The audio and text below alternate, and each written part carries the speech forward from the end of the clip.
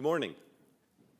To the assembled multitudes here, live and virtual, my name is Randy Milch, and I'm the chair of the NYU Center for Cybersecurity. And on behalf of the Center and NYU Law School, I want to welcome everyone to our conference on artificial intelligence, crime, security, and international regulation. This is the season of artificial intelligence. I thought that had changed for a second. This is the season of artificial intelligence. It's in the news every day. And in addition to being in the news every day, we're living through sort of a Cambrian explosion of regulation about artificial intelligence. That's in the news every day. It's like, remember the chia pet? You put water on it, you wake up the next morning, it's all furry. Right now, it's furry with regulation. We've seen the chia pet of regulation of artificial intelligence happening right before our eyes. We are aiming in this era of where artificial intelligence conferences are thick on the ground. We at the Center are aiming for something a little bit different. And the way we're aiming for something a little bit different is the concept that while we are busy talking about regulation, talking about nation states coming together, perhaps with a common aim of increasing safety, of reducing bias, of doing all those sorts of things in the uses and creation of artificial intelligence, we also have a set of problems that are more national in scope, right? We have crime problems. Artificial intelligence is enabling crime. Artificial intelligence is enabling those who combat crime to combat crime. We have national security issues that are obvious in the world today, and artificial intelligence is being used by nation states against one another. In this era of regulation, right, where we're trying globally to come up with some norms, how do these aspects, security, fighting crime, how do they fit into that? Because indeed, do you trust the people who you are, the other nation states with whom you are making regulatory deals to abide by them? Is national security and crime accepted from the norms that are being put out as it is in other areas where there's been international regulation and nation states say, I will agree to certain things, but you're not going to tell me how I defend my country? So we're positing a series of issues where perhaps there is more of a baseline of freedom, of absence of regulation, which is important in order to encourage the innovative uses of artificial intelligence for protection of the nation and its citizens against the global regulatory ferment that we're seeing now. And that's what we have tried to put together today, perhaps a juxtaposition that was a little sharper on the question of the importance, the extent, and the believability of international regulation in this area. Now, with two incredibly talented fellows of the Center, Judy Germano and Natalie Tessemer, both of whom you will hear from today, we've been able to pull together three tremendous panels on these issues. And you can look down the bios of the folks we've been able to draw, and they are truly experts in the field, all very interesting. And I'm hopeful that they will argue like the Dickens with one another, and it'll be a wonderful set of sessions. If not, please ask provocative questions when you have the chance. We are thrilled to be back live here at NYU, both live and we have a hybrid presence as well. We had almost 400 responses to this effort, and we're very grateful that there's been such an outpouring of interest for NYU to put its oar in the water here on AI questions. And finally, I want to thank, because I'm supposed to do the closing remarks, but that'll be at 3 o'clock and there may be no one in the room. I do want to make sure that I thank Mariana Kozak and Will Emmons, who are the beating heart of the Center for Cybersecurity when it comes to getting anything done, and their tireless work on this effort. So thank you very much. I hope you enjoy the day. I know I will. I'll be out in the audience. And please, again, ask questions, be provocative, and try to help us have some idea about what we're talking about here. Have a good day. Thank you.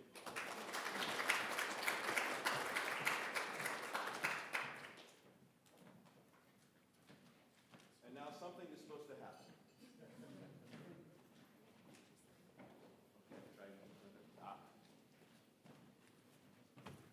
I'm back. Our first panel is coming up. You have all the bios in front of you.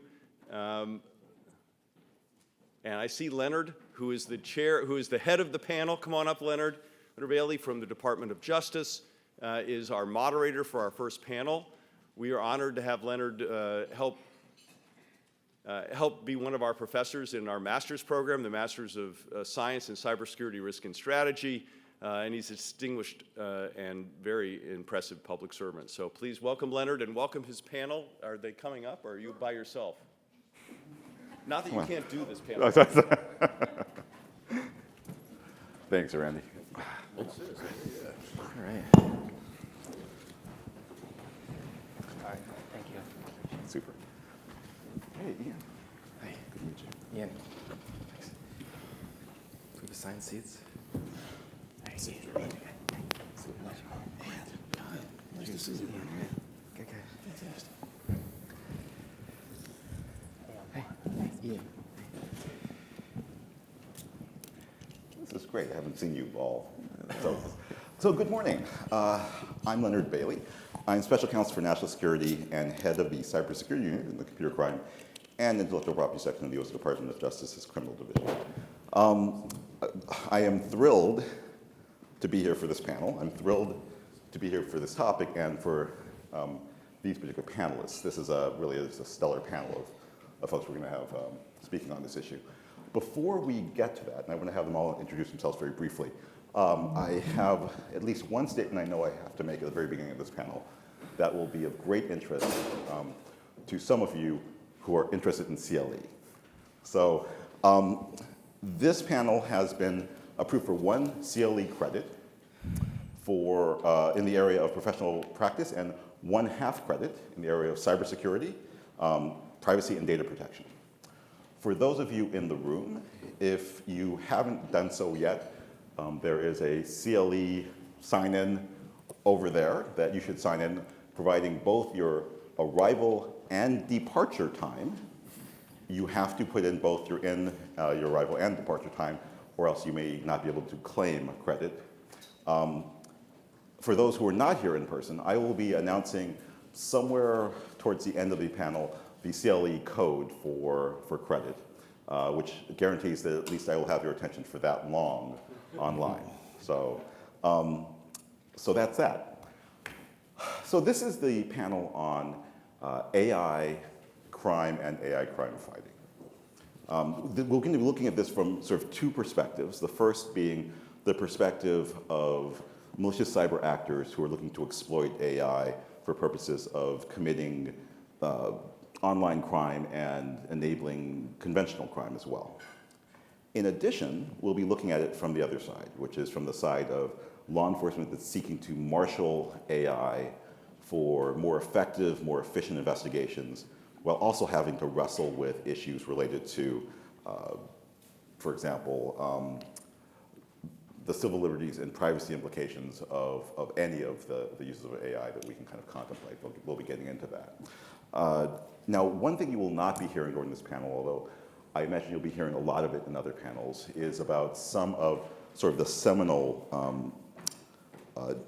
policy pronouncements in this area that this administration in particular has issued. So we're not going to be talking a lot about, in this panel, the blueprint for an AI Bill of Rights, or for the most recent executive order on safe, secure, and trustworthy use and development of AI. And the reason is that in contrast to something like the AI Act, the EU's AI Act, which you'll also be hearing about, so far there haven't been very broad policy pronouncements on law enforcement and AI. And I think that speaks to sort of the unsettled nature of policy development in this area. Okay, but with that out of the way, let me first ask the panelists to just briefly introduce themselves, just going straight down the line, Juan, Ian, Kyle, and Will.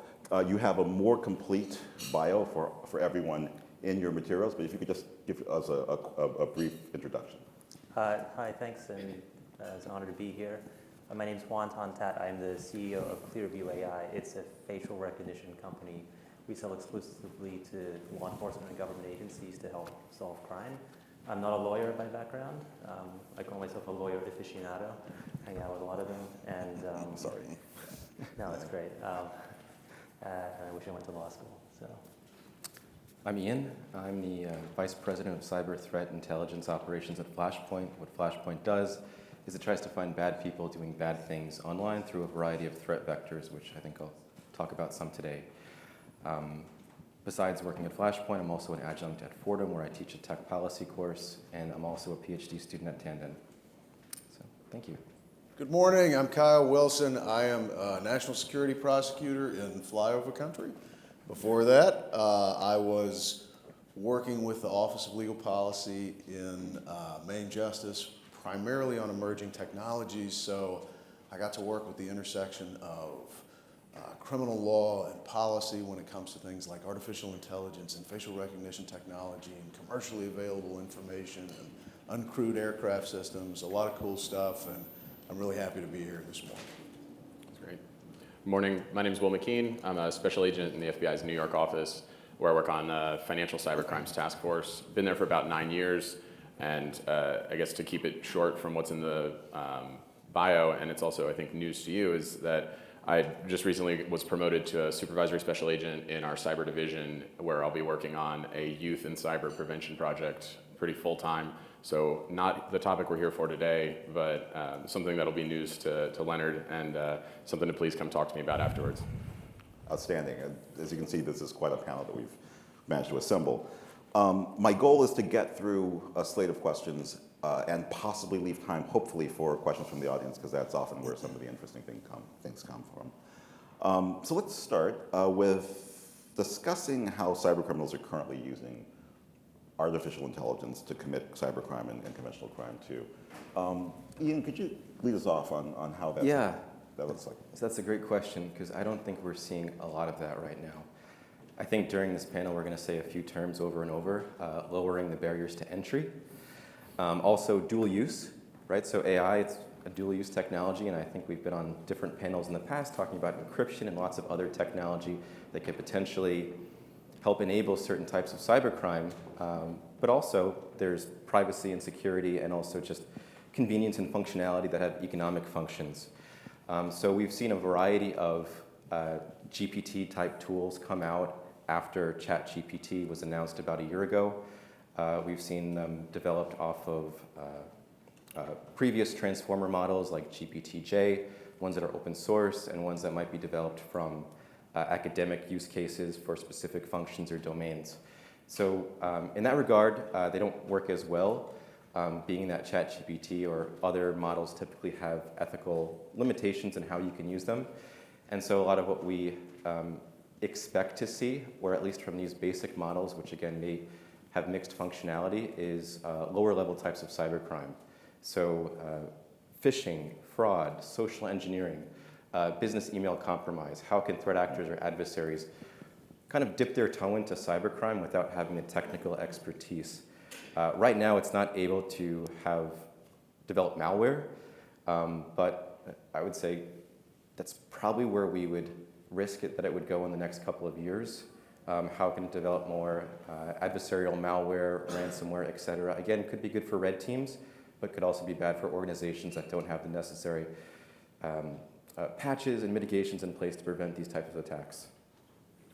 I think that's funny. You talk about lowering the barriers of entry. It's also raising the believability of some of those crimes. Yep. And to talk about, we haven't seen a lot of that. That's true. I thought I had my first true proper AI case a few months ago. A big private equity firm called in and said, we've been deep faked. They've impersonated our general counsel. That's the only way this could have happened. We have a robust cybersecurity practice. This must have been AI. And it was just the fact that you guys got socially engineered. And the guy who we ended up arresting for it is a 15-time convicted felon. He's about 50 years old, or 60 years old, excuse me, who just can convincingly sound like the guy he was impersonating. So that it must be that it was AI, right? Because it's the only way that we could have been the victim of this crime. And I think that that's where, but that is one of the risks we're seeing with AI, is that increasing believability around a scam, that our normal kind of processes of penetration testing or phishing campaigns, we in the FBI get suspicious emails all the time. We have to forward to suspicious@fbi.gov when we get one. And they try to send it with they spell organization with an S, and that's what you were supposed to catch. Or there's just a misspelling there, or the address was not done properly. Well, that's all where AI now helps, right? And even if you've just played around with AI and you say, write this in the style of someone, or write this in the style of someone famous, is what you're getting from a ChatGPT right now. But if I can do that with just a couple of emails that I've been able to intercept from the person I want to convincingly portray, and now I can write that in their style, I think that's where we're going to start to see more of this. The immediate blush, like first blush, look at an email and say, well, that looks like him, and he even signs it the same way. Or that sounds like what she would say in this situation, because they've been able to pull that off of somebody's emails or even just public writings to say, now I can look like you. Yeah, it's funny. The issue of phishing has been one that people have associated with AI very significantly. In part because humans are, I guess, we're essentially unpatchable, exploitable vulnerabilities. We operate on one axis that is authentication, and authentication for us is familiarity. And so to the extent that we see something that's familiar. Does AI allow every fish to become a spearfish?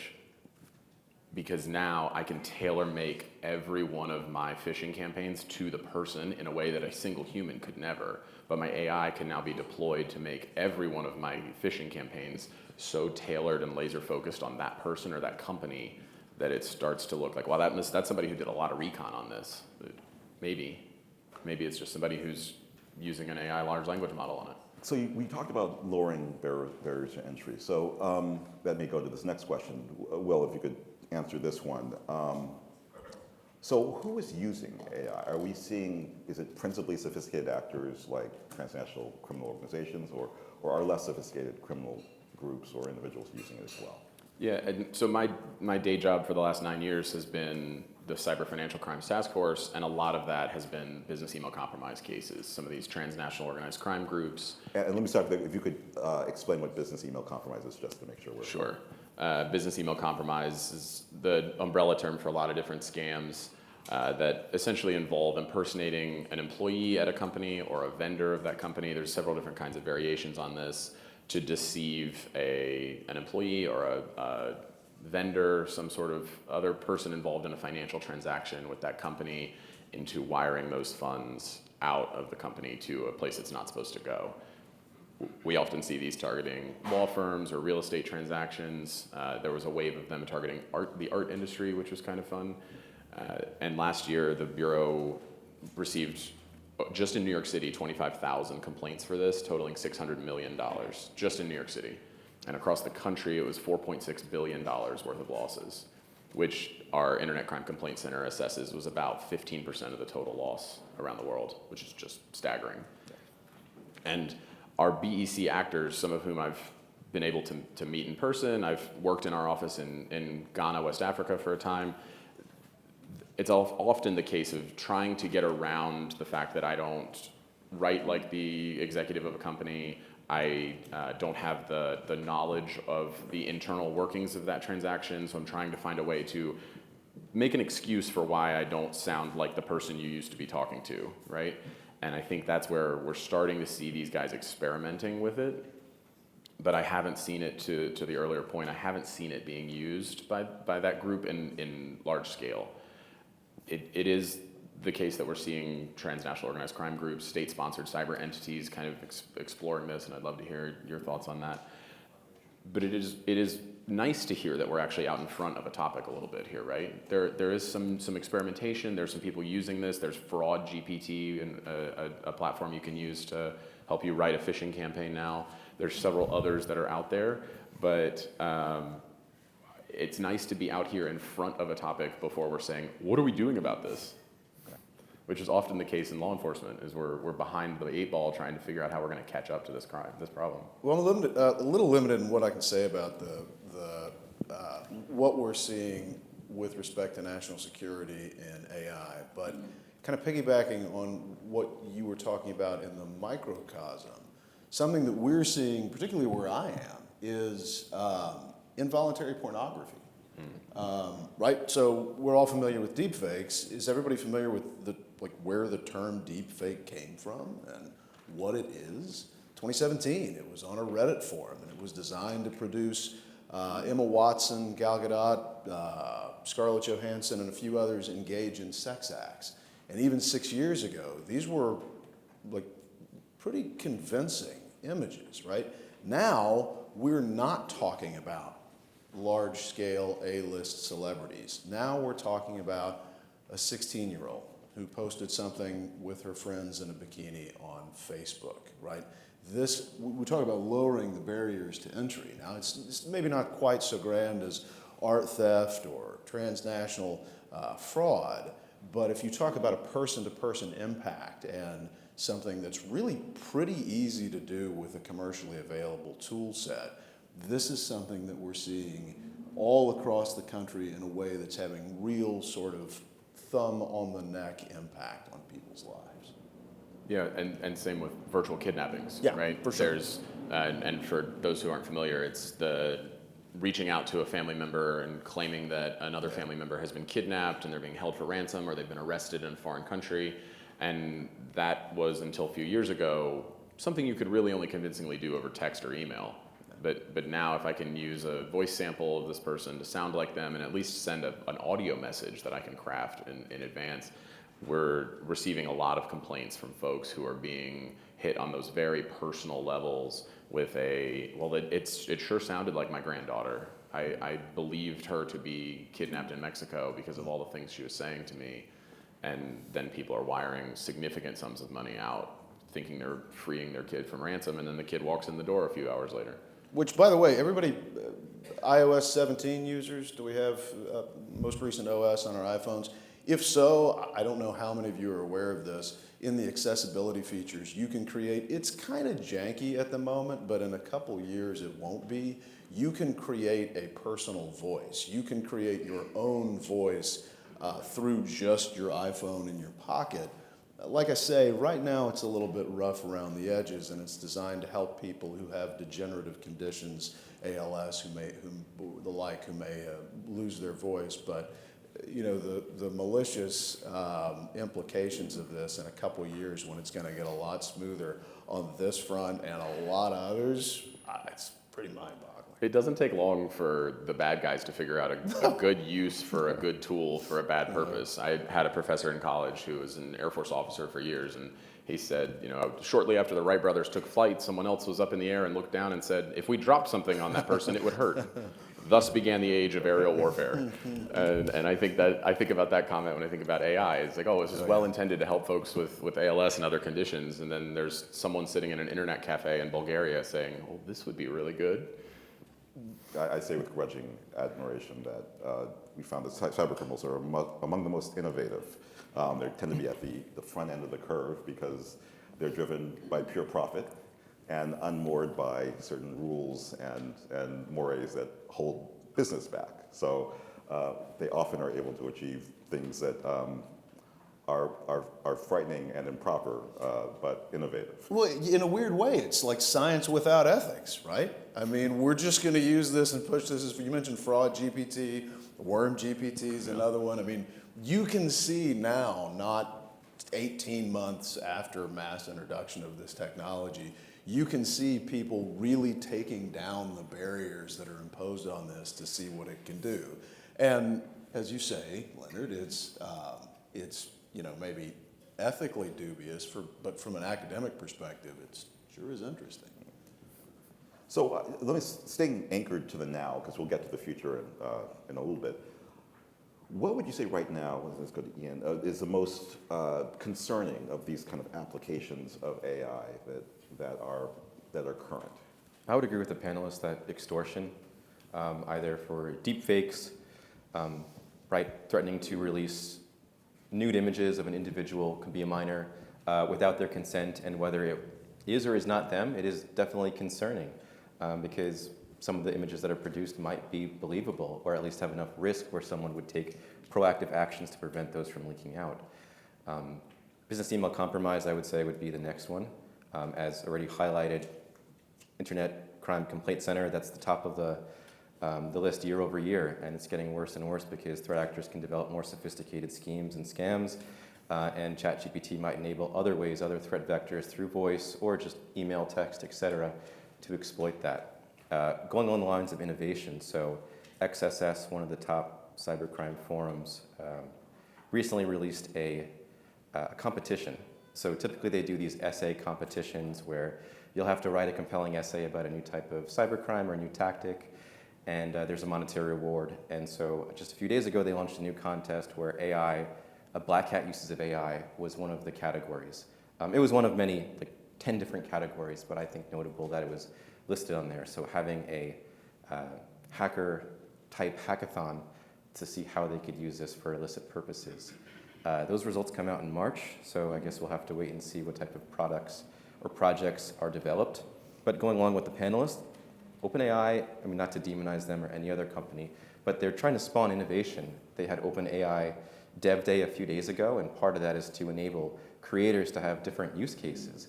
And so a lot of those will be legitimate, but also illicit use cases, some that might be developed outside of the norm or ethical standards, again, for other means to create profits or to fill some sort of need or demand for deep fakes or other type of illicit content.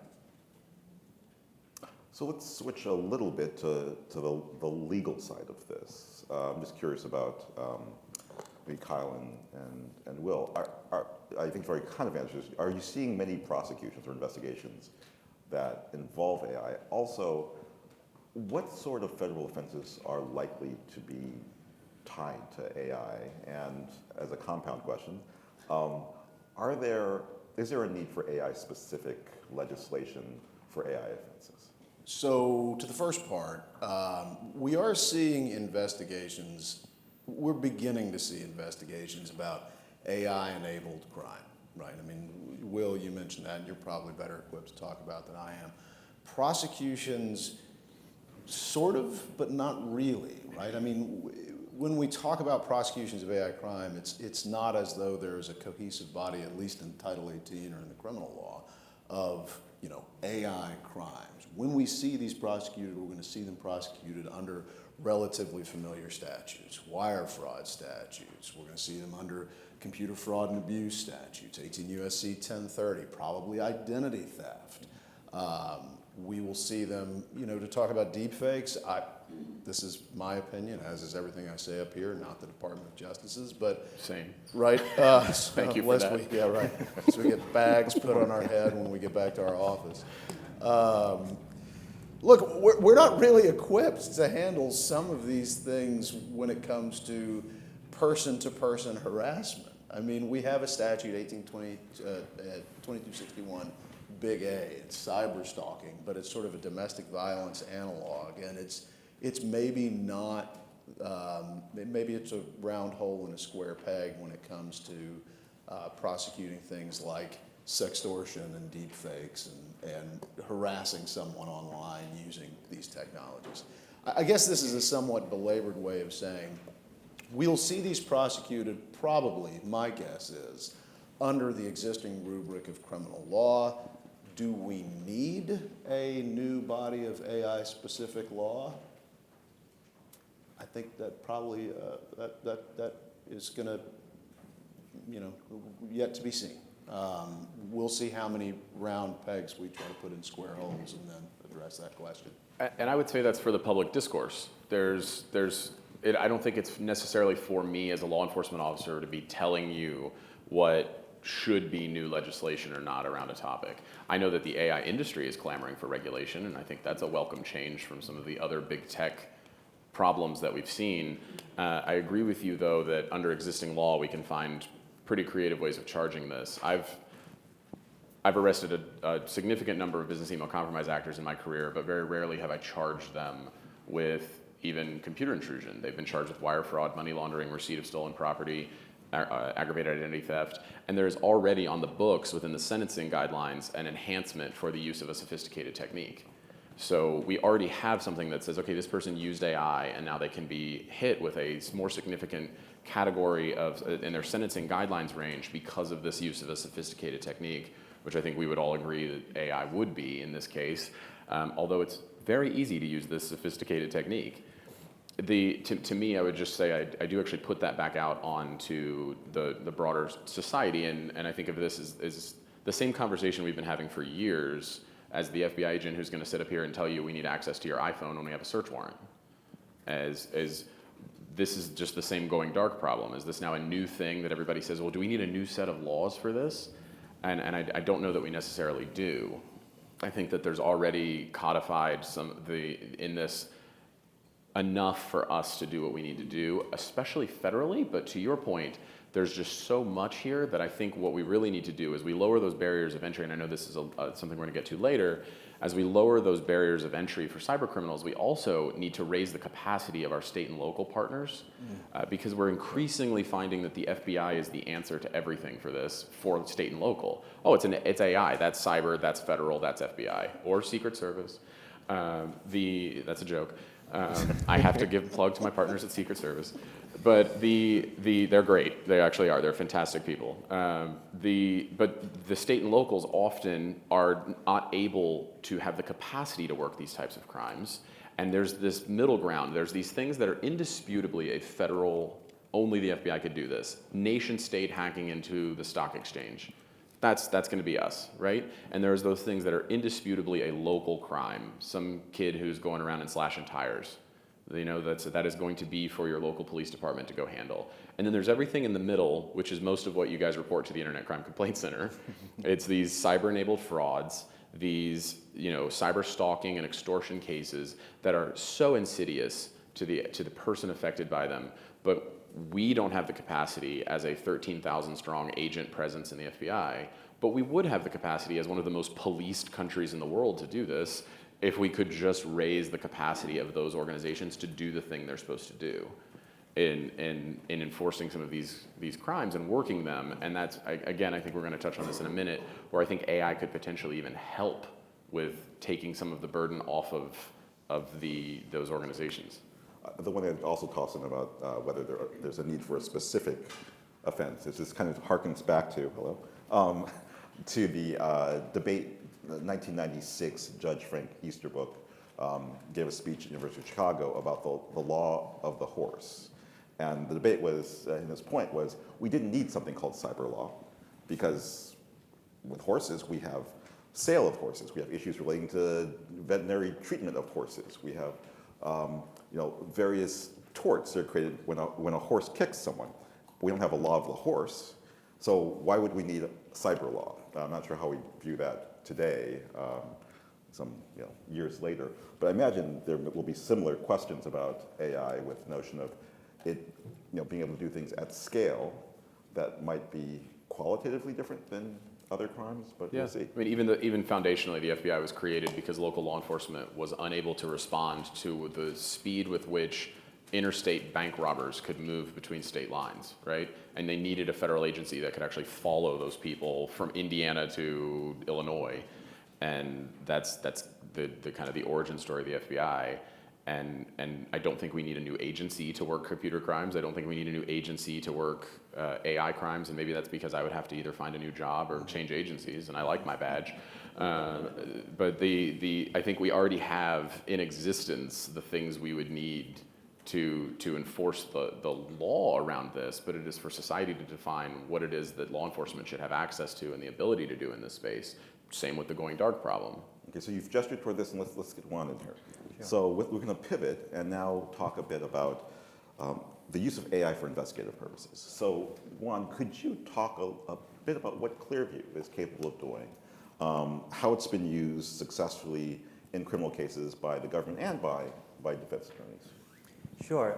So, when we started Clearview, we were trying to find the best and highest purpose for facial recognition. We created something really accurate that could search millions of photos.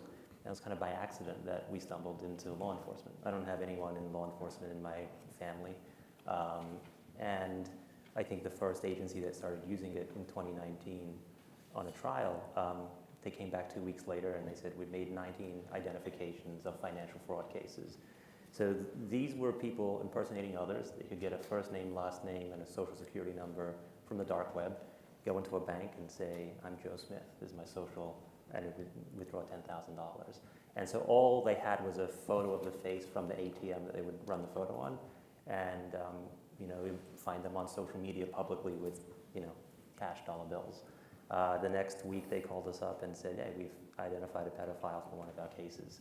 So it's been a game changer for law enforcement, federal law enforcement, but also state and local. But some of these things we also see are like sextortion cases, so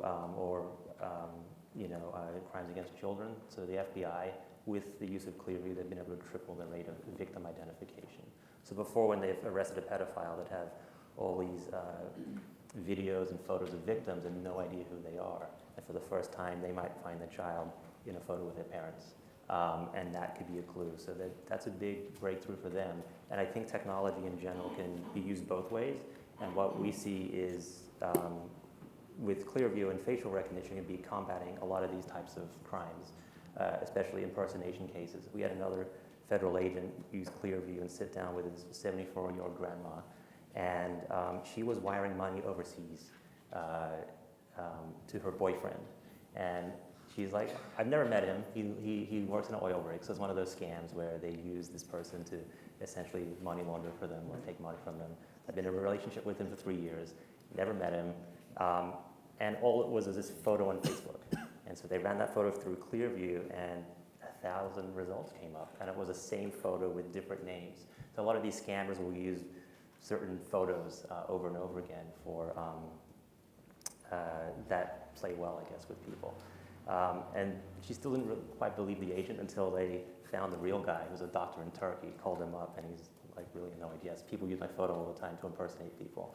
So I think these crimes are becoming more online because you can do them in completely different jurisdictions. You can do it from Nigeria or Russia, and you can get money wired, in a very organized way. So we've seen it as a great way to help combat these new types of online crimes. And when it comes to helping state and local agencies, we have a lot of state and local customers, and they're getting more educated on how to handle these cases. And Clearview can be a big help to combating this new wave of crimes.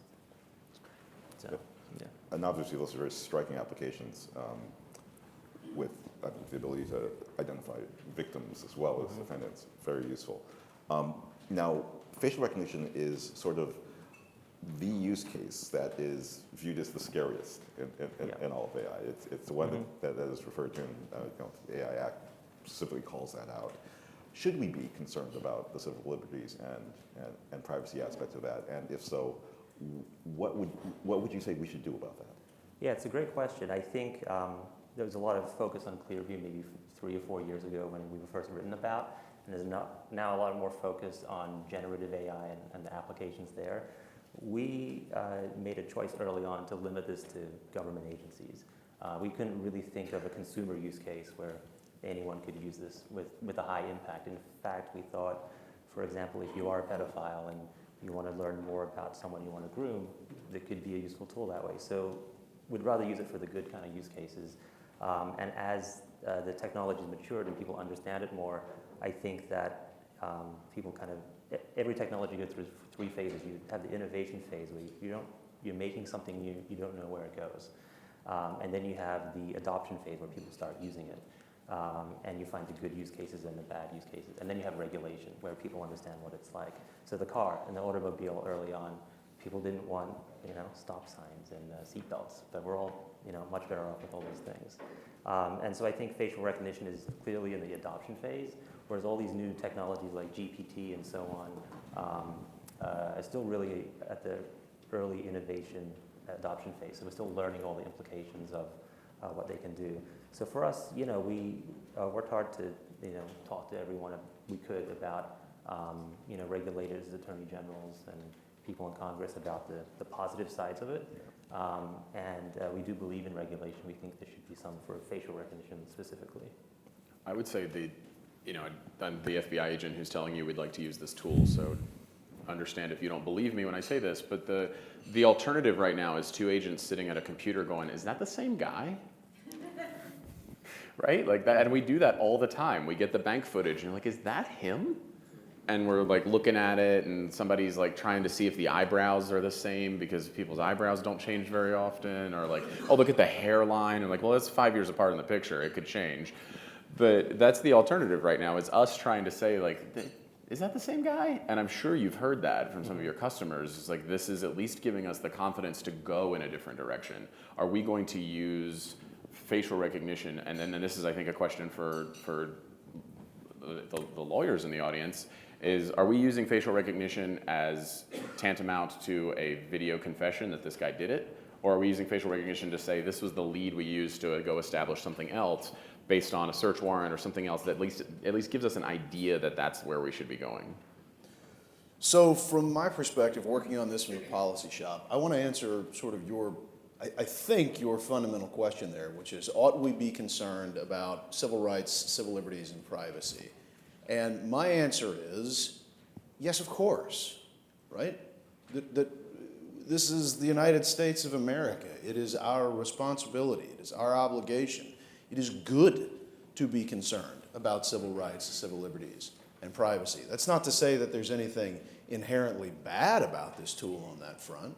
Could it be used in a way that violates each of those core principles to who we are? Yes, of course it could. And so your presence here, your voice in this debate is very important. Now, I'll also say that we on the policy side, particularly in the Department of Justice, which I understand you probably look at the Department of Justice, or the public probably looks at the Department of Justice, maybe the most skeptically because of what our core mission is. I want to remind everybody, it is also in our core mission to vindicate those civil rights and civil liberties and privacy. These are not just words or boxes that we tick to make you all think that we can get away with watching you while you shower or sleep or whatever, right? Honestly, there are robust discussions going on behind the scenes in the policy shop about this exact topic, ranging from my friends at the FBI to our friends at the Office of Privacy and Civil Liberties, one of whom will be on a panel after this, Kate McKenzie. I commend that panel to your attention. I do firmly believe there is a way to use this technology that is responsible and that can advance these really important goals of national security, of combating CSAM, of a host of other things, but that is done in a way that is respectful of our core values as Americans. And for what it is worth, I can tell everyone in this room that these are issues right now at the nascency of this technology in the hands of your Department of Justice that are genuinely and truly being grappled with. So let me push you on that a little bit. Good. So as we said in the beginning, there are very few guardrails being drawn in law right now. We don't have much guidance out there yet. The policies that are out from the administration don't establish hard lines on use in law enforcement context. In the meantime, while those are being developed, assuming they will be, what should law enforcement be doing, and how should it be? What should be its North Star in these issues about privacy and civil liberties? And where is that derived from? Great. So I'll push back just a little bit, gently, on the predicate, which is to say there's not a lot of guidance. There's actually more than we think, right? We have the recent executive order that's EO 14110. We have EO 14074. It's sort of commonly known as the no-knock warrant, chokehold, body cam executive order from some months ago. It was over the summer, but it also has a specific section, Section 13, that relates to the use of advanced technologies by federal and state, local, tribal, territorial law enforcement. We've got EO 13960 from some years ago about trustworthy AI. The NIST AI risk management format, the National Academy of Sciences are putting things out. We have some guidance. Now, maybe it's not as robust guidance as it could be, right? Do we have a full statutory or even a full regulatory schematic right now that's a thou shalt use it this way? No, we don't. And the best thing we can all do is stay informed in that decision, participate when the RFIs come out, and they will be coming out is my expectation, and participate in civil society organizations to the extent that those are available to you. With that said, I think it's probably trying to hold back the ocean to say that Will can never use artificial intelligence or machine learning in furtherance of his mission. So we've got to come together both as folks in the government and as folks without the government to come together to some common goals. For our part, and to answer the second part of your question, I think it's incumbent on, I'll speak to the Department of Justice, not on behalf of the Department of Justice, but I'll speak to the Department of Justice. It's important that we be as transparent as we can be, and that we have ethical principles, sort of North Stars, if that's a thing, that we can point to. Because obviously the nature of our work is that we're not going to be able to throw open the doors and show every single use case, though you can go online and see use cases of the Department of Justice. We need those ethical principles. We do need transparency, accuracy. Data retention is something that I think is probably important. And then beyond that, we have to set, you mentioned this, we have to set a role model. We can't come in and sweep up and take this upon ourselves because we just don't have the resources to do it. But we've got to set a role model and best practices for our friends in McMinnville, Tennessee, right? Or for folks in rural South Dakota, where people that no one in this room, I assume, are ever going to meet, may never hear of, but whose lives and liberty can be profoundly impacted by this if it's not used in the hands, if this technology is not used in the hands of someone who is trained and up to speed on what those guardrails might ought to be. And this is just the latest topic, right? We had the Court of Public Opinion decided about DNA evidence in the past. And for every conviction that we have made through the use of DNA evidence obtained at a crime scene and then matched that, by the way, not a month later when the DNA lab comes back, but 25 years later when that person submits their DNA to a DNA genealogy firm, and then we find out that they're the third cousin of a person who committed a murder 25 years ago. But it's also DNA exonerations, right? And I can see AI being mounted just as easily in a prosecution or as having an expert witness being called from the defense that says the facial recognition does not match my client in this trial. So I think we're bringing this to the public discourse, and if AI facial recognition or otherwise is admitted in court, it then gets adjudicated by the folks who visit these esteemed halls and others, and that gets adjudicated. A judge makes a ruling, it goes through the appeals process, and that kind of comes out. I worked on a trial a few years ago where we wanted to admit the Wayback Machine as authoritative evidence in trial, and that had never been done before. But it was what the website looked like at the time the crime was being committed. And the judge had to be explained what the Wayback Machine was, and eventually ruled that the jury could take into consideration the Wayback Machine testimony. So we brought in the founder and CEO of the Wayback Machine, archive.org, to present what the website looked like at the time the crime occurred. And you could see that that is indeed one of the things that was on the site at the time. So now Wayback Machine is admissible evidence at trial. That's, I think, going to just be the next thing we do with AI. When it comes up, we'll make a decision about it based on those bedrock principles that we already have around the admissibility of evidence. I mean, you guys take a whole class on evidence, right? Couple, So, yeah, a couple. So there's already just how do we apply that issue spotting work on AI within the context of admissibility. I guess two follow-ups there, and one I'm going to call an audible, and I'm going to put you on the spot. Yeah. But have you heard of uses of Clearview for exoneration on the other side of the scale? Yeah, thanks, Leonard, for asking. We actually had a case that the New York Times wrote about last year where I had a letter come in from a public defender saying, I'm trying to identify this witness to a crime.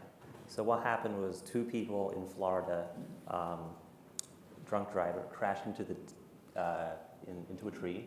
The driver was ejected from the car and died, and the passenger survived. And this Good Samaritan came to the scene and pulled the passenger out of the passenger vehicle and saved his life. And the cops show up and they interview the guy in the passenger seat and the witness. And they didn't take the witness's information and they left. Later on, the prosecution had the idea that the passenger was actually the driver, and they accused him of vehicular manslaughter, drunk driving. He was facing 15 years in jail, and they didn't have, they had all the body cam evidence, the defense did. So we had found a way to legally get them Clearview, they used it, and the witness, 5 years later, they found him in a photo at a nightclub. They called up the nightclub, and he eventually testified and the case was dropped. So it's very satisfying for us as a company because it's not just about law enforcement, but also protecting the innocent. And I just want to add in a few things that were brought up before. We've taken a lot of steps in relation to all the concerns around facial recognition. One is we never show the end user in law enforcement. This says 99% or 98%. All our results are just leads. So we've never ever had any case where we've had to have an expert witness testify about the accuracy of our algorithm. It's only purely as a lead generation tool. So that helps protect people because the investigator has to do all that follow-up work. There's also concern around accuracy and bias. So we worked really hard to train our algorithm on all different ethnicities. And according to NIST, it's 99% accurate across all demographics. Other concerns were around, auditing and who's using it and for what purpose. So before you can do any search on our platform, we require that case number is inputted and a type of crime, and we give everyone training on the technology, and that means an administrator can go in and see who's doing a search and for what reason. So it's not as clear to the general public who don't see these tools every day, but those are the things we've done as a vendor to be responsible to make sure it's used for the best and highest purpose, which is solving crime, and not used for things that people have real concerns about. So before we go on, I feel like I'm making the lotto announcement. I have to break in here and announce the CLE code for those at home. So for those of you attending virtually, as a reminder, virtual attendees will not be able to receive CLE credit without noting this code on their attorney affirmation form after the event. The code is CCS, that's CCS 8365. Once again, CCS 8365. All right. Back from commercial break. I did have one other follow-up question, which was in talking about sort of the North Star, and where we're driving those things. One thing that wasn't mentioned was courts. So what do we think courts will make of AI and its application by law enforcement specifically, or the government? So this is a huge question, right? And I don't know if there are any federal judges in the audience or watching, but if so, I say this with love and admiration and respect. We may be talking about people who are making law who are foundationally unfamiliar with technological issues, right? And I think if there are practitioners in the audience, and certainly as a practitioner myself and as an agent for Will, this is something that we need to be very sensitive to. In terms of what they'll make of it, I know better than to plumb the depths of the judicial mind, and I won't try to predict, but I will say there are issues that everybody's going to have to grapple with here in court, right? So starting with sort of constitutional legal ones, what's Brady going to look like? What's Giglio going to look like in the context of AI? I mean, just imagine a facial recognition technology system that's used as substantive evidence in court. How is that going to play out? And I mean, I can point you, for example, I think there were reading materials that were sent out with this panel, and one of those was the Arteaga case in New Jersey. And in that case, very broadly speaking, the Superior Court of New Jersey compelled the prosecution to hand over source code for facial recognition technology software, right? Saying, well, this could be exculpatory. We don't know. It's new. You've got to turn over the keys to the kingdom to the defendant. That may be true in New Jersey. There's a compelling argument to be made that just across the river here in the Second Circuit, There's a few cases, most recently I think United States versus Clark, where a similar question was asked about novel technology, and the Second Circuit said, no, you actually have to make a material showing that somehow this will be Brady. It isn't just that I want to get the core workings of how this technology works. You've got to show me why. You've got to show me that something is actually there. So this is going to vary pretty wildly, I think, and we'll see it sooner rather than later from jurisdiction to jurisdiction. So that's one in terms of the Constitution and in terms of the legal aspect of it. Now, in terms of the logistical aspect of it, this is something I haven't heard talked about a lot, but that I think is kind of fascinating to me. If anyone's familiar with federal courts, I'm sure we're all familiar with the backlog that each and every district court in the country is facing. There's been conversation, and it's pretty, it's esoteric, but it's well-publicized conversation about the administrative office looking potentially to AI to help triage cases. Well, if we do that, on what data set is it going to be trained? What are the parameters for escalating a case up that chain?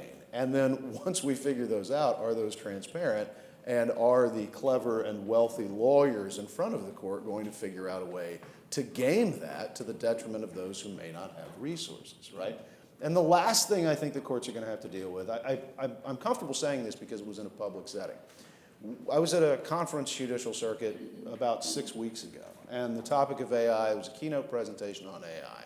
And there was a pretty heated and spirited debate about what role AI can play in some judicial decision-making, right? Pretrial detention, sentencing considerations, setting bail, and the like. And it's no secret, or of course it should be no secret to folks, that you do have judges who are saying, more. I want this, because this is a technology that ostensibly can be applied equally and fairly across the board, regardless of socioeconomic status, regardless of background demographic, that I can actually fulfill my job as a judge in a better way and more fairly. Now, if any of you are affiliated with civil society organizations, I'm sure that you're dying inside hearing that right now. But we should know that this is something that's being publicly espoused. So too for sentencing considerations. I'm sure everybody's familiar with the study about, if you hit a sentencing judge right after lunch, on average, you're going to get 6 to 8 months fewer than if you hit the sentencing judge at 11:15 a.m., right? You have district judges who have told me, man, wouldn't it be nice to get away from that? Wouldn't it be nice to have something I can rely on to take that human bias inside of me out and be more fair across the board? Question to the panel and maybe to the group, would that actually work? Are we treating AI as a panacea too much? That question's true, I think, in the world, but Leonard, to your question, I think it's especially going to be true in court. Yeah, it's funny because this goes to questions about the quality of mercy, for example, right? And how does that play in a mechanistic sentencing regime, and or should it? Is that just an opportunity for bias, for example? Okay, so let me go back to one with a question about companies that are producing AI products and services. You assume that they would want to be collaborating with potential users, including the government. In regard to the government specifically, are there considerations that may be slowing or chilling companies from doing that sort of collaboration with the government? Oh, it's a great question. So I lived in San Francisco for 8 years, since I was 19. I live in New York City now. And the culture is just very different there. Government is really not on anyone's mind, like, ever. And that's the truth. People are there as entrepreneurs and engineers to try and make the next big thing. And it's still the best place in the world for that. I think given the backlash against big tech companies that started around 2015 and so on, there's been more of a recognition in the Bay Area about, talking to government, being a little more proactive about things. But I think if you're working on a company that has a high risk kind of use case, say it's healthcare or drugs or law enforcement technology, it is worth reaching out and educating people on it because, like you said, you feel like it's great that you're getting ahead of the potential wave of AI-enabled crime, and I think only good things can come out of collaboration there. So I did want to check, so we started the panel a little bit early. I just wanted to check on what time we would be ending. 10:40. Great. 10:40? We'll check. Okay, okay. So let me go to a question, and then I will open it up for questions from the audience. So to start off with, let's project out to the future.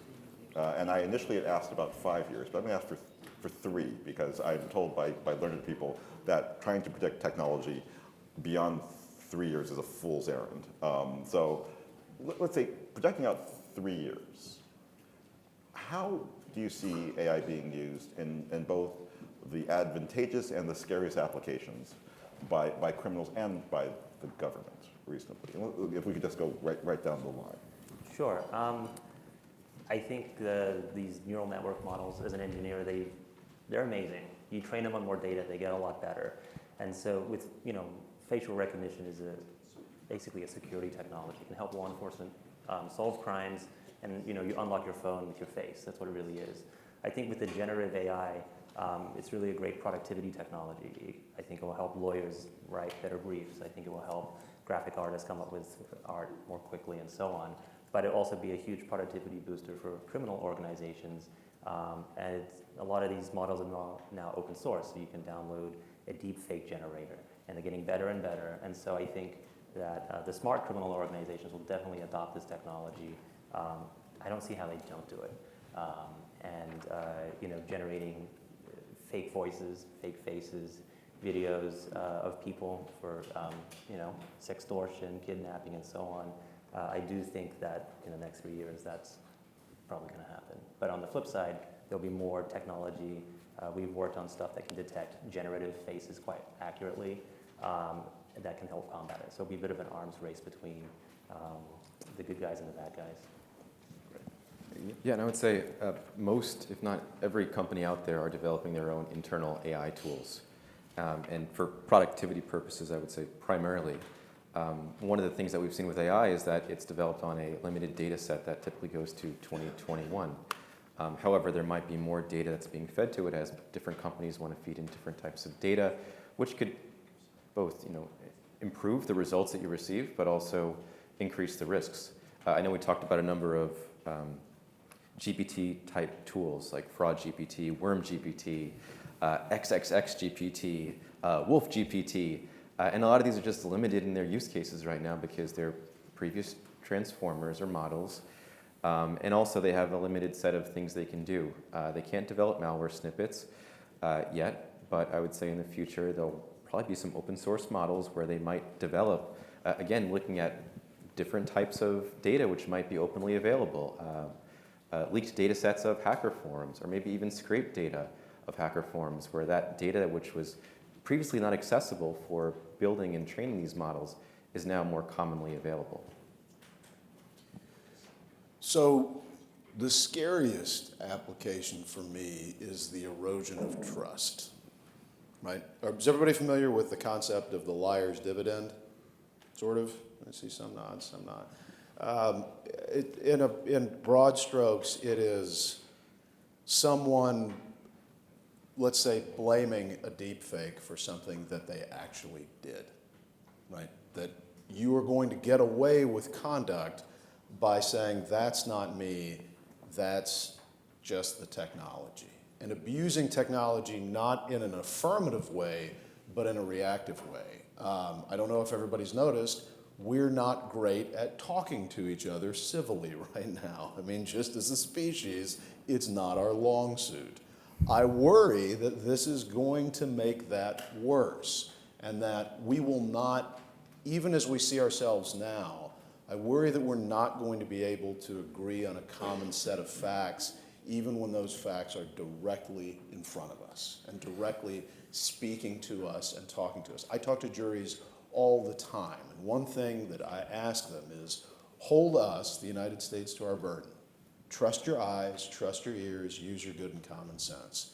If I win, the system works. If I lose, the system works. The system doesn't work if we can't trust our eyes and trust our ears. And I think probably, to me, the most insidious outcome is going to be that people see something that someone did and they say, wow, no, I know that person and he or she wouldn't have done that. That has to be a deep fake. We can't hold him or her accountable for that. I definitely see that as a real concern. I think about our election security as well. And it's not around somebody hacking into a voter machine, but it's that spread of disinformation, that thing that as long as I get the right segment of the population to believe is true, even if it isn't, and it's the ability to convincingly micro-target those disinformation campaigns. So I do worry about that, certainly. I do see that, you said 3 years is a long time to predict, but it's not so long to predict for government. I think we move a little slow sometimes. What I'm hopeful for is that this becomes an opportunity to democratize resources a little bit, both for our local law enforcement partners I mentioned earlier. Also, to your point about whether, as long as the system worked with the truth, so I do see this as an opportunity to democratize some of these resources that are often not available to public defenders' offices to provide that rigorous defense to a person. I mentioned DNA evidence earlier. This is a potential opportunity for a new generation of exonerations for the innocent who are spending time in prison. There's a fantastic book called Barred, How the Innocent Can't Get Out of Prison. And I think it's just a fantastic book that talks about the problems we have with our appeals process here. The last thing I ever want as a law enforcement officer is to put an innocent person in prison, right? And so if AI can provide those resources to something like the Innocence Project doing the incredible work they do to get more innocent people out of prison, I think that's only for the good. And I also think that though we have to be very worried about AI bias, I think it can also help us, to Juan's point, about eliminating some of the bias in law enforcement that comes from just a human's experience. There's an example I'll give you that I wonder if AI would have helped law enforcement catch this case a little sooner. It took quite a lot of work for it, and so it's just a quick story. In 2017, a famous German soccer team called Borussia Dortmund was driving on their way to a big game, and they're a publicly traded company. They're on the stock market in Germany, and an actor blew up the team bus. Thankfully, no one was killed. One of the star players was wounded, and next to the scene of the bombings were left notes that were crudely written notes that the German police originally thought was a non-native German speaker, likely of Middle Eastern descent, who was writing in German. That was what the linguistic expert came up with in their first blush. But running this through a large language model or some sort of AI could have sped up the process of arriving at what was actually the conclusion was this was a native German speaker trying to sound like a non-native German speaker.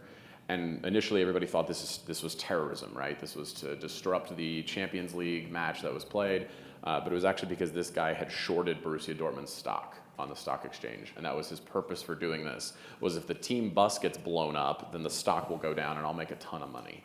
And he was an actual German citizen who was trying to basically paint this idea of this like racist trope that if it was a terrorist attack, it must have been someone from the Middle East, right? And not this German guy who just lived in a small town outside of Dortmund. So I see AI as an opportunity for law enforcement to speed up the process by which we find those things, the witness at the crime, the facial recognition of that person we'd like to talk to, thinking about the Boston bombing and being able to look at the faces of the person in the crowd who we're looking for. We are not interested in putting the wrong person in jail, right? We're interested in more quickly finding someone if there's a public safety concern. We're interested in a rigorous investigation, and if this can be a tool that leads us to the legal process that allows us to do our job faster, to be safer, and to be less intrusive upon the lives of private citizens, I see that as an opportunity for us, as long as it is very thoughtfully and carefully used, because it is a tool that could go wrong really fast.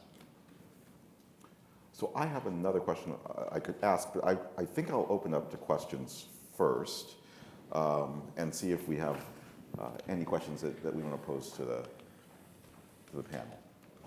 Yes, please. I can either repeat the question for the folks at home, or there's a microphone in the back to, thanks.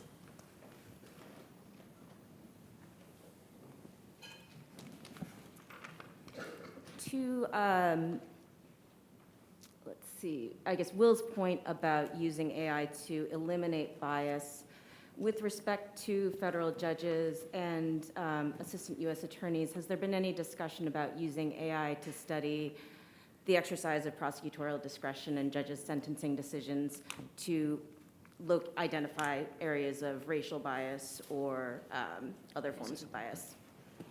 I think it's a fantastic question. I'm actually terrified of the idea of AI being used for sentencings because if the only thing we can input to AI is the past, then we're inputting bias and systemic racism into our system by which we're going to be sentencing folks. And if the inputs are the same thing that we've been doing, the outputs are going to be the same thing we've been doing, and that's terrifying. So I hope that we find a way to do that better. I guess that's. I hope that we find a way to not just input the past. Right, and I don't know of any sort of hard initiatives on that front as I sit here. To the extent that it's been discussed in the abstract, it has been discussed with these sorts of terms. I mean, I think what the underlying concern is forefront of everyone's mind, though there are similar efforts, actually. So one that sticks out to me, and there is a name for it, and I'm hopeful someone in the audience can help me with this, but there was a machine-aided analysis of reporting on sexual assault victims, right? And there was an outcome that if the reporting had certain signaling words that may or may not have been deliberate, it deeply affected the prosecution outcomes of that case, right? So if you're using a phrase that, like, she briefly indicated, right? Or words like this, really from a quantitative perspective, outcome whether those cases actually went to trial in the context of sexual assault victims. I know there are efforts like that underway in terms of specific efforts as to sentencing or as to prosecutorial discretion. I don't know.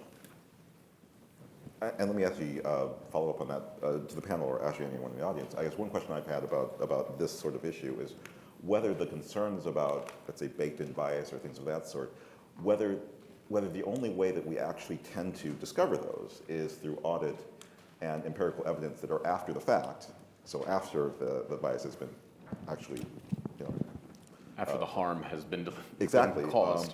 And does issues about interpretability and things like that seem to be baked into AI somewhat these days allow us to prospectively determine those and how well? And maybe It's a huge concern because by its definition, AI is using information that's already in existence to try and predict something else in the future, and so I'm deeply concerned by that. I think the fear that no matter what we do, and I'm so happy to hear the work that Clearview is doing to try and eliminate bias in facial recognition, because it seems like every time we invent a new tool, it's still, and that's not just AI, but every time we as a society invent a new tool, one of the first things we find out about it after it's in practice is it's still causing harm to the same historically disinvested and disadvantaged neighborhoods and communities that the previous tool did. We need to be as intentional as we humanly possibly can be to eliminate that. And I don't know if it's running these models against past cases. We're obsessed with precedent in the legal system. So running these models against past cases and seeing how these outcomes would have been different with different inputs to try and make this better, because we are only able to rely on the past information that we had to try and do this in the future. And I think we're inherently infallible humans who are creating inherently fallible systems, even with the AI, that could lead to bias. And to the judge you were mentioning, if I do like that there's a human being who has to live with the decision they make, and they can't say, well, AI told me he should get 7 years. Mm-hmm. we already have the sentencing guidelines for cases that say, well, this is the guidelines range. And there's a judge here in Southern District who spends about 20 minutes talking about how he hates the guidelines whenever he sentences someone. And there's another judge who nearly all the time puts people right square in the middle of the guidelines. But who made those guidelines, right? We have a commission that came up with it and we set them, but those also had baked in bias within them. Previous exposure to law enforcement is a reason to send someone to prison for longer. So and sorry, I'm again definitely not speaking as the FBI here, but we sent you to prison before and it didn't work, so let's send you to prison again, right? But that and let's send you longer because maybe you'll learn this time is I think how that approach goes, and I find it very odd that is what we look to do here. So if AI can lead someone to be more convinced of a diversion program or an alternative to incarceration that says this person is a better candidate for this because of all the stuff we've learned on them, then I welcome that. But if AI is saying, well, based on our historical precedent, this person's already a 2-time loser for this, we've got some mandatory minimums we need to consider here and let's send them away for a long time, and then the judge gets to say, well, the AI told me that. I don't know what we would call the sentencing AI. Probably wouldn't be very good, but it'd have a really bad name. We're the government. It wouldn't be cool. So we do have a few questions from the Zoom audience. Let me, and apropos of what we talked about earlier, I think they all seem to focus on facial recognition. So first, we have a question from Kate Kinsey. Can FBI speak to the evaluations it conducts for its facial recognition systems? Does it conduct pre-deployment testing and assess error rates across demographics? The recent GAO report notes that most examiners didn't receive facial recognition training. Is that changing? I don't know if it's going to speak. You might know better than me. I'm only an end user of facial recognition programs in the Bureau, so in terms of assessing it before it was given to me, I'm often the person who just gets an email that says we have a new tool for you, or sometimes we don't even get the email, it's just another agent in the office tells you we have a new tool. But I can tell you that it is exclusively for lead purposes, as Juan mentioned. It's not something you can put into an affidavit that says the AI or the facial recognition told us it's the same person, but it's that example you gave of pulling a face out of a crowd or identifying a statistical percentage match that this person could be. Well, now if we had to separate between the 5 people we thought could have done this, that's just another data point. And to tie this back to a different example, we do cell tower analysis of bank robberies, right? And if the same cell phone appeared at the same time at 5 different bank robberies, that's pretty good evidence, but we still have to look into that guy and prove that that guy's the guy who robbed the bank. But it's a good lead. It's something that we can use for lead generation. But unfortunately, I'm just on the end user side of that. So on the lead point, we had an anonymous question. Defense attorneys do not have equal access to these tools. There can be no dispute about that. Also, the fact that Clearview is used as a lead only typically means that the defense is not informed that the tool is used, and that's not transparent, but also demonstrates how unevenly the tool is available, defense versus prosecution. I guess one question is, in the case where it was used in defense, how did that occur? Well, we had a letter come in from this public defender, really working in this case for 5 years, trying to make this identification. Previously, he put posters up all around Florida. Have you seen this guy? They tried everything. We found a way to legally give it to them because, he was working on behalf of the government, and that's the limitation we have on our software. But we do provide it to public defenders, and we price it extremely inexpensively for them to help in their cases. And a lot of times it's very effective, not just for identifying witnesses, but all kinds of other ways to speed up the process and helping their clients. And so that's really important to us to have it be on both sides. I think the Brady case is really interesting because it's a legal precedent, right? I feel like this is the technological way to solve it. If vendors like us and other ones give the same tools and same information to public defenders, I think people would feel a lot differently towards them as well. So I think that's our way of evening the playing field. Great. And I have one more question from the Zoom chat. FBI DOJ attendees repeatedly talk about transparency in using the technology. I'm skeptical that this is anything other than a PR talking point. In terms of general transparency, do their agencies disclose how much they spend on Clearview? Do they disclose how often they run facial recognition searches and on which types of crimes? In specific cases, do they disclose all the facial recognition hits to the defense or just use it as lead and never tell the defense about it? I guess that kind of dovetails with the earlier question. I have a presumption about this, which is that it's not information that is normally kind of recorded and disclosed. I do think that this goes to a point that was made earlier, which is about the lack of sort of governing policies and procedures for the application of these sorts of tools that are still under development. So theoretically, there could be a requirement for something like a transparency report. In various other situations, I know with some information sharing programs, for example, there have been implementation of congressional reporting that require certain data to be collected, provided to Congress, and thereby released. I do not know that those things exist right now for this particular type of technology. And so I guess one question is whether, as we talk about policy development in this area, are those the types of things that become part of the discussion in terms of requirements? Sure. I do not speak for the FBI or the Department of Justice. I want to say that. There's been 3 Government Accountability Office reports on facial recognition. They're quite comprehensive around and guidelines around it. FBI does now require training. They have their own, I think, 3-day training before anyone is going to use facial recognition. At Clearview, we provide training to all our customers too.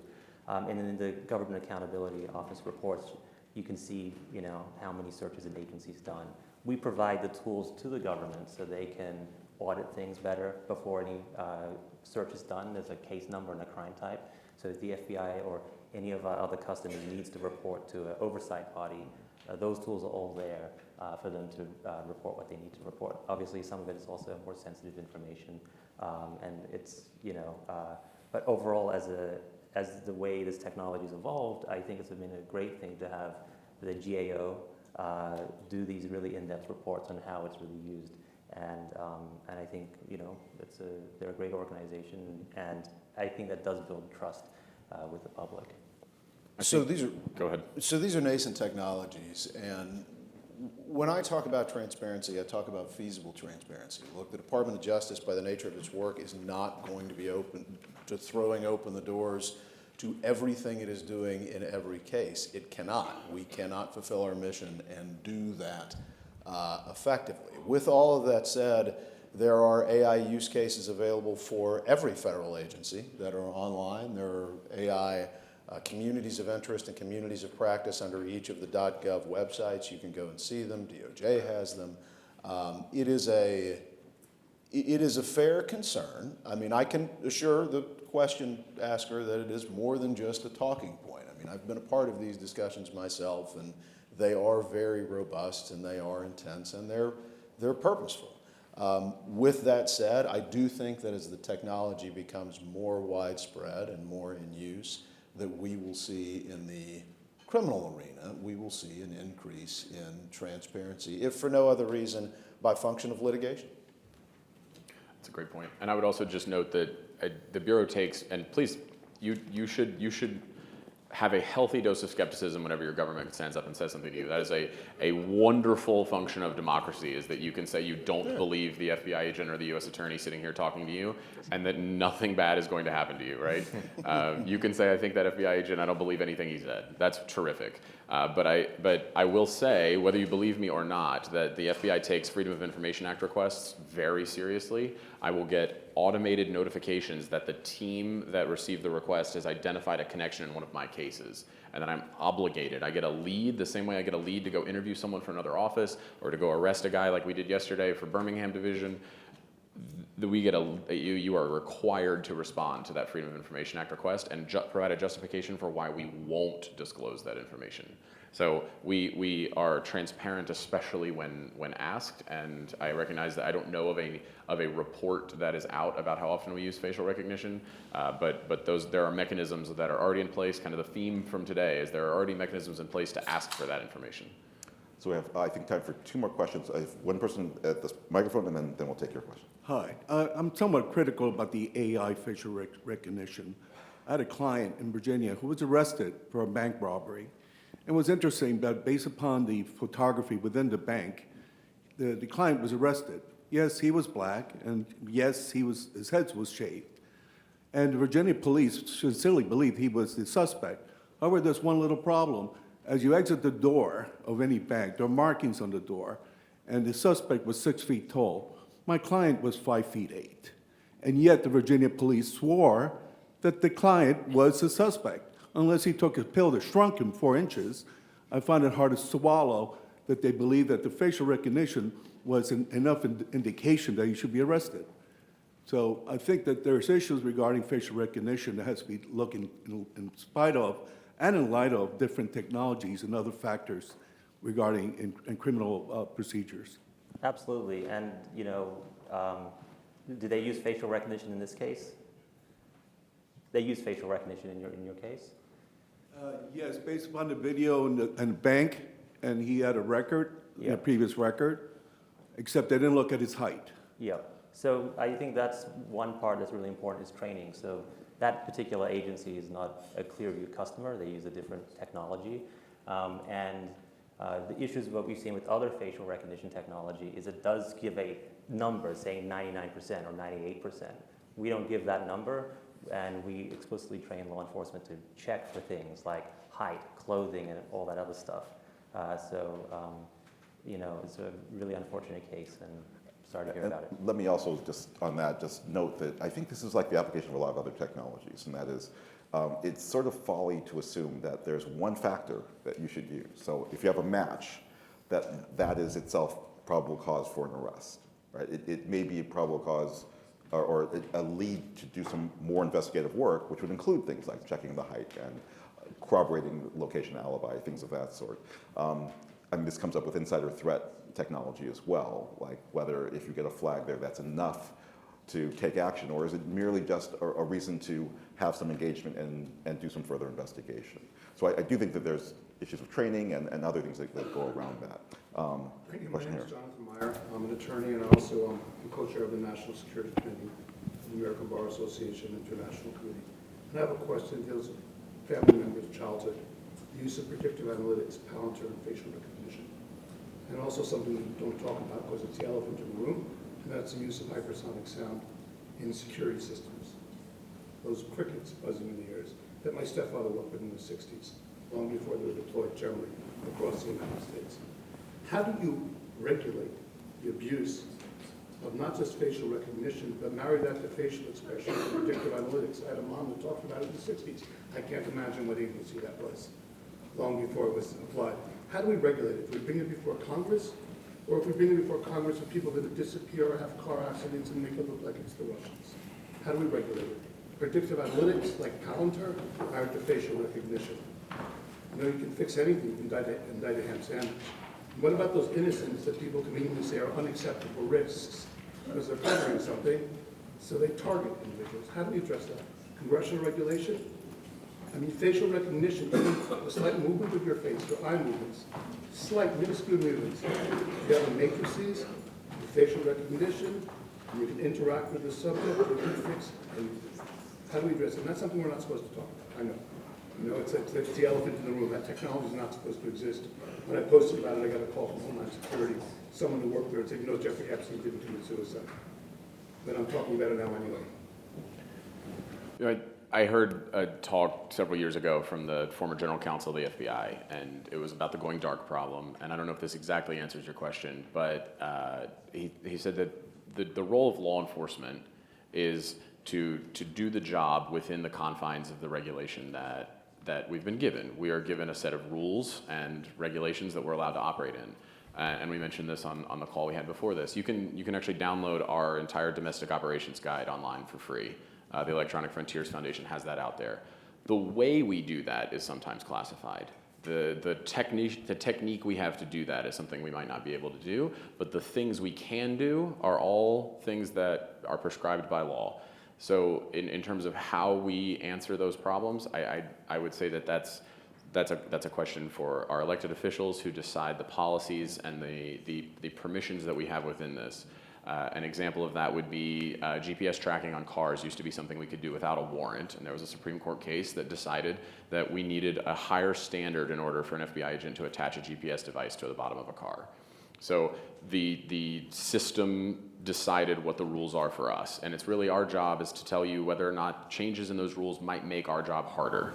And if we make mistakes, we don't go back and say, we're sorry, we made a mistake, we're going to correct it. We just continue the interrogation to try to justify the original mistakes and say they're not mistakes, sorry. Well, I'll tell you that the FBI has made a lot of mistakes, right? We've made a lot of mistakes. And the FBI used to have a case on Martin Luther King, right? That was a thing that we did. And now every agent, and there's a few of us in the room besides myself, every agent's required to go to the Martin Luther King Memorial, right? The FBI has been rather good. They came to the community. They explained what we set up in my apartment. They were never set up. We work to learn from our mistakes, and we like to be held accountable in public when those things happen. So I appreciate your rigorous question. That's great. And one last question. There you go. Thank you so much. Hi, my name is Alex Zake. This is for the founder of Clearview. I have to admit, I'm impressed by what your company offers, especially to people who are wrongly accused, or to help find some of our most horrible criminals. That said, I can't help but state the obvious concern about human rights, especially the glaring example that comes to mind are countries that prosecute gay people or trans people. And we don't even have to look to other countries, right? Increasingly, there are states that prosecute drag shows and things like that, or even people who seek abortion healthcare. Is there a line that your company will not cross in providing information to law enforcement for things like this, or even countries that you just flat out will not work with? Yeah, it's a great question. There's definitely lines we won't cross when it comes to countries. Anyone sanctioned or partially sanctioned by the United States, we won't sell to. And we take each country on a case-by-case basis. We look at their human rights record, who's in government, their relationship with the United States and all that before even deciding to sell to those countries. And I think for us, use case really matters a lot. There's only so much you can do as a vendor, right? But we do have a principles guide online. We don't want it to be used for anything against the First Amendment, people's right to protest. A lot of these agencies our customers will publish their policies as well around how they use it. And so a lot of the initial use cases we have now are really for the most heinous crimes. I personally wouldn't want facial recognition to be used for jaywalking, right? I do jaywalk, guys. It's non-federal. It's Yeah. non-federal. And I think there's a balance to be had there. And I think a lot of the pressure we've had has made us a lot better as a company as well, because we're always thinking, okay, if this person uses it or this agency uses it and they misuse it, we're going to have to deal with the consequences as a high-profile company. So, we take that all into consideration. That's why we've added training, and we're always trying to mitigate risk.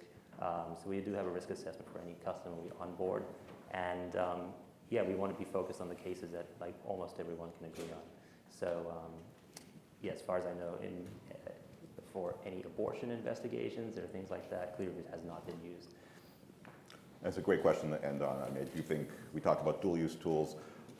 Frankly, I find all of these to be tools that have no conscience themselves, that we bring that to it ourselves, which is why these sort of discussions are so important, and the fact that we're building out our understanding of what they can and can't do.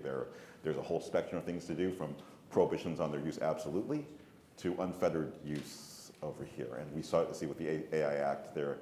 They essentially take a very jaundiced view of facial recognition, except there are exceptions, right? So it's drawing the lines, and I think we're in that process now.